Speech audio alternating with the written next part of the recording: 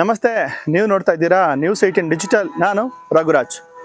ಕೋಲಾರ ಚಿಕ್ಕಬಳ್ಳಾಪುರ ಹಾಲು ಒಕ್ಕೂಟ ಪ್ರತ್ಯೇಕವಾದ ನಂತರ ಇದೀಗ ಕೋಚುಮುಲ್ನಲ್ಲಿ ಅಂದ್ರೆ ಎರಡು ಒಕ್ಕೂಟದಲ್ಲೂ ಕೂಡ ಇದೀಗ ಚುನಾವಣೆ ಕಾವು ಜೋರಾಗಿರುವಂಥದ್ದು. ಈ ಮಧ್ಯೆ ಏನು ಕೋಮುಲ್ನ ವಿರುದ್ಧವಾಗಿ ಬಂಗಾರಪೇಟೆ ಕಾಂಗ್ರೆಸ್ ಶಾಸಕ ಕೆಲವೊಂದಿಷ್ಟು ಗಂಭೀರ ಆರೋಪಗಳನ್ನು ಮಾಡಿದ್ದಾರೆ. ಅದರಿಂದ ಇದೀಗ ಏನು ಹಿಂದೆ ಕಾಂಗ್ರೆಸ್ನ ಅಧ್ಯಕ್ಷರಾಗಿರ್ತಕ್ಕಂಥ ಅಂದ್ರೆ ಕಾಂಗ್ರೆಸ್ನ ಶಾಸಕರಾಗಿ ಅಧ್ಯಕ್ಷರಾಗಿದ್ದಂತಹ ಏನು ಕೆ.ವಿ. ನಂಜೇಗೌಡ ಅವರಿಗೆ ಇದೀಗ ಸಾಕಷ್ಟು ಇರುಸು ಮುರುಸು ಕೂಡ ಉಂಟಾಗಿರುವಂಥದ್ದು. ಏನು ಕೋಚುಮುಲಿನಿತ್ತು ಹಿಂದೆ ನಾವು ಸಾಕಷ್ಟು ವಿವಾದಗಳಿಂದನೇ ಈ ಒಂದು ಕೋಚುಮುಲ್ ಸಾಕಷ್ಟು ಒಂದು ಸುದ್ದಿಯಲ್ಲಿತ್ತು. ಹಿಂದೆ ಈಗ ಕೋಮುಲ್ ವಿರುದ್ಧವಾಗಿ ಇದೀಗ ಬಂಗಾರಪೇಟೆ ಕಾಂಗ್ರೆಸ್ ಶಾಸಕ ಕ್ಷೇತ್ರ ಪುನರ್ವಿಂಗಡಣೆ ವಿಚಾರವಾಗಿ ಕೆಲವೊಂದಿಷ್ಟು ಆರೋಪಗಳನ್ನು ಮಾಡಿದ್ದಾರೆ. ಅದ್ರ ಜೊತೆಗೆ ಇದೀಗ ಏನು ಕೋಮುಲ್ ವತಿಯಿಂದ ನಿರ್ಮಾಣ ಮಾಡಲಾಗ್ತಿರುವಂತಹ ಒಂದು ಬೃಹತ್ ಆದಂತಹ ಒಂದು ಸೋಲಾರ್ ಪ್ಲಾಂಟ್ ವಿರುದ್ಧವೂ ಕೂಡ ಒಂದು ಗಂಭೀರ ಆರೋಪವನ್ನು ಮಾಡಿದ್ದಾರೆ.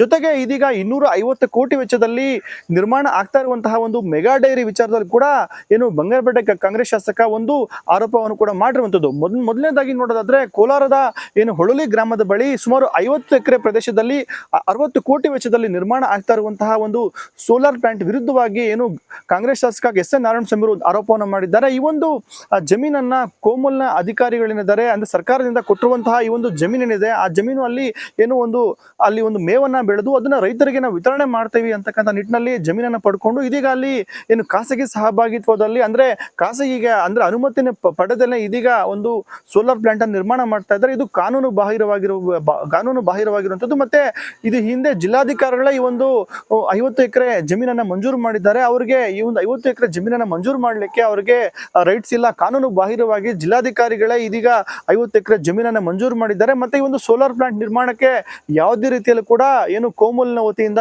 NOC ಅನ್ನು ಕೂಡ ಅಧಿಕಾರಿಗಳು ಪಡೆದಿರೋದಿಲ್ಲ. ಹಾಗಾಗಿನೇ ಇದೊಂದು ಅಕ್ರಮ ಅಂತಕ್ಕಂಥ ಒಂದು ಆರೋಪವನ್ನ ಬಂಗಾರಪೇಟೆ ಕಾಂಗ್ರೆಸ್ ಶಾಸಕ ಎಸ್.ಎನ್. ನಾರಾಯಣಸ್ವಾಮಿ ಅವರು ಮಾಡಿರುವಂಥದ್ದು. 2014 ಇಸ್ವಿಯಲ್ಲಿ ಜಿಲ್ಲಾಧಿಕಾರಿಗಳು ತನ್ನ ವ್ಯಾಪ್ತಿಯನ್ನು ಮೀರಿ ಅಕ್ರಮವಾಗಿ 50 ಎಕರೆಗಳನ್ನು ಹಾಲು ಒಕ್ಕೂಟಕ್ಕೆ ಅಂತ ಮಾಡಿದ್ದಾರೆ. ಹಾಲು ಒಕ್ಕೂಟಕ್ಕೆ ಅಂತ ಮಾಡಿರಬೇಕಾದ್ರೆ ಹಾಲು ಒಕ್ಕೂಟದಲ್ಲಿ ಕೋಲಾರ ಜಿಲ್ಲೆಯ ರೈತರಿಗೆ ಆ ಪಾಡರ್ ಆ ಬೆಳೆಯನ್ನು ಬೆಳೆದು ಆ ಹುಲ್ಲು ಬೆಳೆಯನ್ನು ಬೆಳೆದು ನಾವು ರೈತರಿಗೆ ಉಚಿತವಾಗಿ ಕೊಡ್ತೇವೆ, ಹಾಲು ಉತ್ಪಾದನೆ ಮಾಡ್ತಕ್ಕಂಥವ್ರಿಗೆ ಉಚಿತವಾಗಿ ಕೊಡ್ತೇವೆ ಅಂತ ಹೇಳಿ ಆ ಉದ್ದೇಶಕ್ಕೆ ಜಮೀನನ್ನು ತಗೊಂಡ್ರು. ಅದು ತಗೊಂಡಾದಮೇಲೆ ಅಲ್ಲಿ ಯಾವುದೇ ಒಂದು ಪೋಡಿ ಆಗಿಲ್ಲ, ದುರಸ್ತ ಆಗಿಲ್ಲ. ಸುಮಾರು 560 ಎಕರೆ ಆ ಒಳಲಿ ಗ್ರಾಮದಲ್ಲಿದೆ. ಒಳಲಿ ಹೊಸರು ಜೋಡಿ ಗ್ರಾಮಗಳು. ಆ ಜೋಡಿ ಗ್ರಾಮಗಳಿಗೇ ಇದುವರೆಗೂ ಖಾತೆಗಳು ಸಿಕ್ಕಿಲ್ಲ. ಆ 2 ಗ್ರಾಮ ರೈತರಿಗೆ ಇದುವರೆಗೂ ಪಟ್ಟ ಸಿಕ್ಕಿಲ್ಲ. ಅವ್ರ ಜಮೀನುಗಳಿಗೆ ಪಾಣಿ ಸಿಗ್ತಾ ಇಲ್ಲ.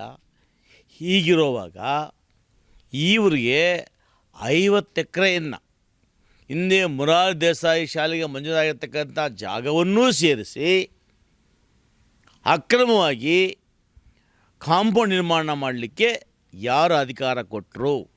ಅಕ್ರಮವಾಗಿ ಇಷ್ಟೆಲ್ಲ ಮಾಡ್ತಾಯಿದ್ರು ಕೂಡ ಕಂದಾಯ ಇಲಾಖೆ ಏನು ಮಾಡ್ತಾಯಿತ್ತು ಅಂತೇಳಿ ನನ್ನ ಪ್ರಶ್ನೆ. ಯಾವ ಉದ್ದೇಶಕ್ಕೆ ಸರ್ಕಾರ ಅದಕ್ಕೆ ಮಂಜೂರು ಮಾಡ್ತೋ ಆ ಉದ್ದೇಶವನ್ನು ಬದಿಗಿಟ್ಟು ಇವತ್ತು ಸೋಲಾರ್ ಪಾರ್ಕನ್ನು ಮಾಡೋದಕ್ಕೆ ಹೊರಟು ಸೋಲಾರ್ ಪಾರ್ಕನ್ನು ಮಾಡ್ತಾಯಿದ್ದಾರೆ.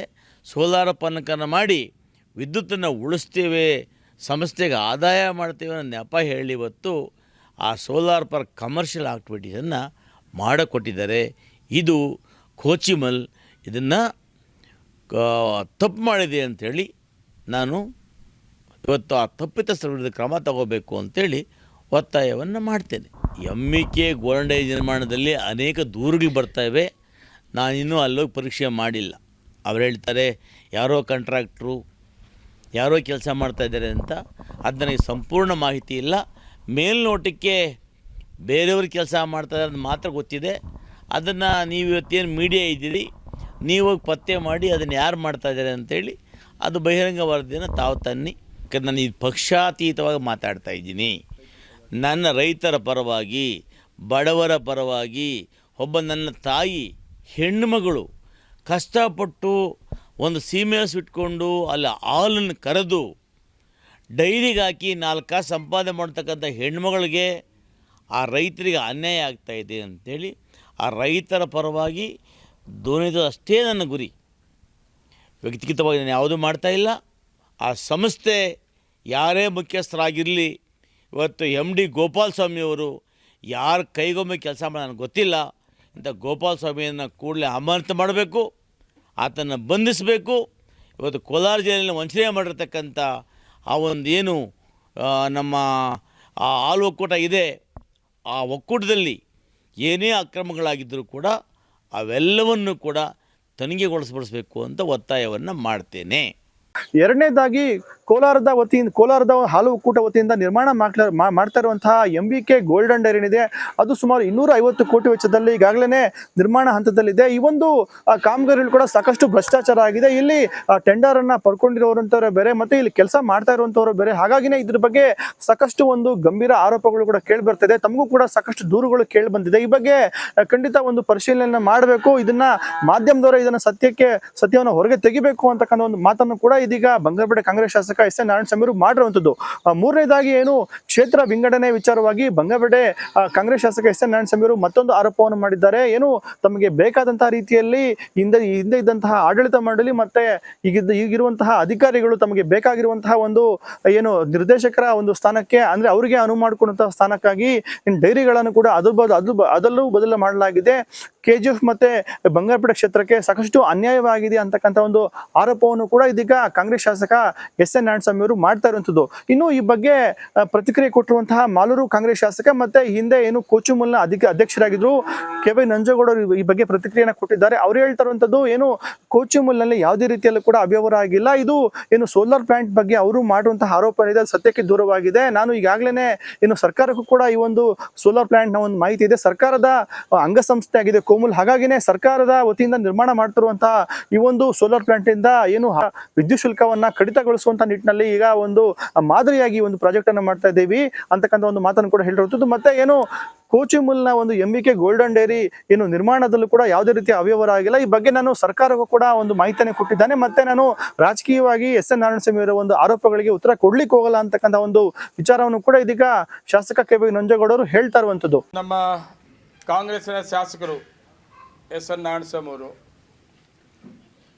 ಸೋಲಾರ್ ಪ್ಲ್ಯಾಂಟ್ ಇರೋದು ಅವ್ರ ಕ್ಷೇತ್ರದಲ್ಲೇ ಇದೆ. ಸೋಲಾರ್ ಪ್ಲ್ಯಾಂಟ್ ಸ್ಟಾರ್ಟ್ ಆಗಿ ಸುಮಾರು 1 ವರ್ಷ ಆಗಿದೆ. ಇವತ್ತು ಬಂಗಾರಪೇಟೆ ಶಾಸಕರು ಇದರ ಬಗ್ಗೆ ಮಾತಾಡಿರೋದ್ರ ಬಗ್ಗೆ ನಾನೇನು ಮಾತಾಡೋಕ್ಕೆ ಹೋಗೋದಿಲ್ಲ. ನಾವು ಒಂದೇ ಪಕ್ಷದ ಶಾಸಕರಾಗಿರೋದ್ರಿಂದ ಸರ್ಕಾರ ಉದ್ದೇಶಕ್ಕಾಗಿ ಜಾಗ ಕೊಟ್ಟಿದ್ದಾರೆ. ಪ್ರೈವೇಟ್ ಅವ್ರಿಗೆ ಯಾರ್ಕನ ಕೊಟ್ಟಿದ್ದು, ಪ್ರೈವೇಟ್ ಅವ್ರ ಉದ್ದೇಶ ಒಂದು ಕೊಟ್ಟಿದ್ದು ಬೇರೆ ಉದ್ದೇಶಕ್ಕೆ ಬಳಸಿದ್ದಿದ್ರೆ ಅದನ್ನು ನಾವು ಟೀಕೆ ಮಾಡ್ಬೋದು. ಸರ್ಕಾರ ಸಂಸ್ಥೆ ಕೊಟ್ಟಿರೋದ್ರಿಂದ ಉದ್ದೇಶ ಏನಿದು ಅದನ್ನು ಕೂಡ ಅದರಲ್ಲೇ ಇಟ್ಕೊಂಡು ರೈತರಿಗೆ ಸುಮಾರು 2.25 ಕೋಟಿ ಕರೆಂಟ್ ಬಿಲ್ ಉಳಿಸಬೇಕು ಅನ್ನೋ ಉದ್ದೇಶದಿಂದ ನಮ್ಮ ಆಡಳಿತ ಮಂಡಳಿ ತಗೊಂಡಂಥ ತೀರ್ಮಾನಕ್ಕೆ ಎರಡೂ ಜಿಲ್ಲೆಯ ಶಾಸಕರುಗಳು, ಮಂತ್ರಿಗಳು ಮತ್ತು ಮುಖ್ಯಮಂತ್ರಿಗಳು ಮತ್ತು ಸಹಕಾರ ಮಂತ್ರಿಗಳು ಮತ್ತು ಪವರ್ ಮಿನಿಸ್ಟ್ರು ಇವರೆಲ್ಲ ಸಮ್ಮುಖದಲ್ಲಿ ಒಂದು ಸಭೆ ಆಗಿ ಹಿಂದೆ ಇದೇ ಸರ್ಕಾರದಲ್ಲಿ ಇದೇ ನಮ್ಮ ಮುಖ್ಯಮಂತ್ರಿಗಳು ಸಿದ್ದರಾಮಯ್ಯ ಇದ್ದಂಥ ಸಂದರ್ಭದಲ್ಲಿ ಮುಖ್ಯಮಂತ್ರಿ ಅವಧಿಯಲ್ಲಿ DK ರವಿ ಅವರು ಜಿಲ್ಲಾಧಿಕಾರಿ ಸಂದರ್ಭದಲ್ಲಿ ಕೊಟ್ಟಂಥ ಉದ್ದೇಶ ಏನಿತ್ತು ಲ್ಯಾಂಡ್ ಆ ಜಾಗದಲ್ಲಿ ಸೋಲಾರ್ ಪ್ಲ್ಯಾಂಟ್ ಮಾಡ್ಕೊಬೋದು ಅಂತ ಸರ್ಕಾರ ಮತ್ತು KMF ಮತ್ತು ಸಹಕಾರ ಇಲಾಖೆ ಇವೆಲ್ಲ ಕ್ಲಿಯರ್ ಮಾಡಿದ ಮೇಲೆ ಸೋಲಾರ್ ಪ್ಲ್ಯಾಂಟ್ ನಡೀತಾ ಇದೆ. ನಾರಾಯಣಸ್ವಾಮಿ ಅವ್ರಿಗೂ ಅದನ್ನು ಕೂಡ ನಾವು ಈಗಾಗಲೇ ಮಾತಾಡಿದ್ದೀವಿ. ಸನ್ಮಾನ್ಯ ಮುಖ್ಯಮಂತ್ರಿಗಳು ಕೂಡ ಹೇಳಿದ್ದಾರೆ. ಅದ್ರ ಬಗ್ಗೆ ನಾನು ಹೆಚ್ಚಿಗೆ ಏನು ಮಾತಾಡೋಕ್ಕೆ ಹೋಗೋದಿಲ್ಲ. 5 ವರ್ಷ ನಾವು ಆಡಳಿತ ಮಾಡುವಾಗ ವಿರೋಧ ಪಕ್ಷದ ಶಾಸಕರಾಗಿರ್ಬೋದು, ಇಲ್ಲ ಅಂದರೆ ವಿರೋಧ ಪಕ್ಷದ ನಿರ್ದೇಶಕರಾಗಿರ್ಬೋದು. ಮತ್ತು ನಮ್ಮಲ್ಲಿ ಕೂಡ ಮುಳಬಾಗಿಲು ಡೈರೆಕ್ಟ್ರು ಕೂಡ ವಿರೋಧ ಪಕ್ಷದ ಡೈರೆಕ್ಟರ್ ಆಗಿದ್ದರು. ಆಮೇಲೆ ಕೋಲಾರಿನ ಡೈರೆಕ್ಟ್ರು ಕೂಡ ಅವರು ಕೂಡ ವಿರೋಧ ಪಕ್ಷದ ಡೈರೆಕ್ಟರ್ ಆಗಿದ್ದರು. ಇವರು ಕೂಡ ಈ ಎಲ್ಲ ತೀರ್ಮಾನಗಳಿಗೆ ಒಕ್ಕೂಟ ಇವತ್ತೇನೋ ಇಷ್ಟೆಲ್ಲ ಮುಂದುವರೆದಿದೆ ಅಂದರೆ ನಾವು ಇಂಥ ಪ್ರಾಜೆಕ್ಟ್ಗಳು ಯೋಜನೆಗಳನ್ನ ತಗೊಂಡಿದ್ವಿ ಅಂದರೆ ಅವರು ಕೂಡ ಸಹಕಾರ ಕೊಟ್ಟಿದ್ದು ಕೂಡ ಮರ್ತಿದ್ದಾರೆ. ಎಲ್ಲರಿಗೂ ಗೊತ್ತಿದೆ ಈಗ ಆಗಿರೋ ಕ್ಷೇತ್ರಗಳು ಸರಿ ಇದೆ, ಇದ್ರ ಪ್ರಕಾರ ಚುನಾವಣೆ ಆಗಬೇಕು, ಆದಷ್ಟು ಬೇಗ ಆಡಳಿತ ಮಂಡಳಿ ಬರಬೇಕು, ಹಾಲು ಉತ್ಪಾದಕರ ಪರ ಕೆಲಸ ಮಾಡಲಿ ಅನ್ನೋದು ಎಲ್ಲರಿಗೂ ಇದೆ. ಇವರಿಬ್ಬರಿಗೆ ಬಾಧೆ ಆಗಿರೋದು ಯಾರು ಮಾಜಿ ನಿರ್ದೇಶಕರು ಅವರಲ್ಲಿಬ್ಬರು, ಇವ್ರಿಗೆ ಏನು ಬಾಧೆ ಗೊತ್ತಿಲ್ಲ.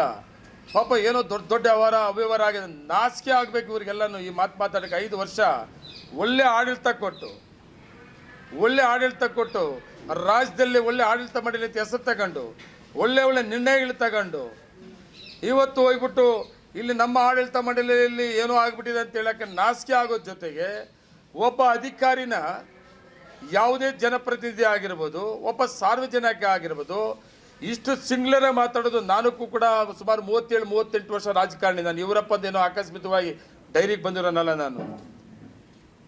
ಅದನ್ನು ನಾವು ಇಂಥವ್ದೆಲ್ಲ ಸಹಿಸೋದಿಲ್ಲ. ನನ್ನ ಆಡಳಿತ ಮಾಡಲಿ 5 ವರ್ಷ ಅಲ್ಲ, 5 ವರ್ಷ 10 ವರ್ಷದಲ್ಲಿದ್ದೆ. ಒಂದು ದಿವಸ ಒಬ್ಬ ಅಧಿಕಾರಿನ ನನಗೆ ಕೆಟ್ಟದಾಗ ಮಾತಾಡಿದ ದಿನಗಳು ನಾನು ನೋಡಿಲ್ಲ, ಅವ್ರಿಗೂ ಗೊತ್ತಿದೆ. ನಾವೀಗ ಗಮನಿಸಬಹುದು, ಕೋಲಾರ ಮತ್ತೆ ಚಿಕ್ಕಬಳ್ಳಾಪುರ ಹಾಲು ಒಕ್ಕೂಟ ಏನು MBK ಒಂದು ಮೆಗಾ ಡೈರಿ ಏನಿದೆ ಅದು ಸಾಕಷ್ಟು ಈಗ ಕೋಲಾರ ಜಿಲ್ಲೆಗೆ ಬೇಕಾಗಿದೆ. ಹಿಂದೆ ಒಂದಿಷ್ಟು ಏನು ಪದಾರ್ಥಗಳ ಉತ್ಪಾದನೆಯಲ್ಲಿ ಕೋಲಾರ ಜಿಲ್ಲೆ ಸಾಕಷ್ಟು ಒಂದು ಹಿಂದುಳಿದಿದೆ.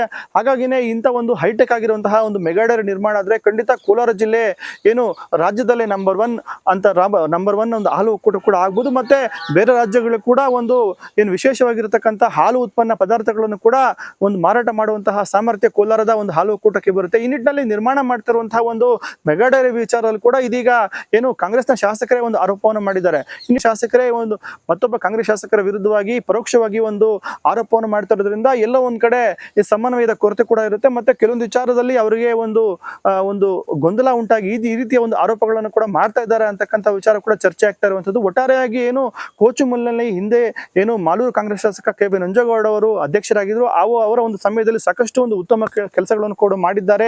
ಸಾಕಷ್ಟು ಒಂದು ಹಾಲು ಉತ್ಪಾದಕರ ಪರವಾಗಿ ಒಳ್ಳೆಯ ಯೋಜನೆಗಳು ಕೂಡ ಮಾಡಿರುವಂತದ್ದು. ಆ ನಿಟ್ಟಿನಲ್ಲಿ ಇದೀಗ ಏನು ಅವರದ್ದೇ ಪಕ್ಷದ ಶಾಸಕರೇ ಇದೀಗ ನಂಜೇಗೌಡ ವಿರುದ್ಧವಾಗಿ ಮತ್ತೆ ಅವರ ಆಡಳಿತ ಮಂಡಳಿಯ ಅಧಿಕಾರಿಗಳ ವಿರುದ್ಧವಾಗಿ ಕೆಲವೊಂದಿಷ್ಟು ಗಂಭೀರವಾದಂತಹ ಆರೋಪಗಳನ್ನು ಮಾಡಿದ್ದಾರೆ. ಇದು ಮುಂದೆ ಎತ್ತ ಸಾಗುತ್ತೆ ಅನ್ನೋದು ಕಾದು ನೋಡಬೇಕಾಗಿದೆ. ರಘುರಾಜ್, News 18 ಕೋಲಾರ.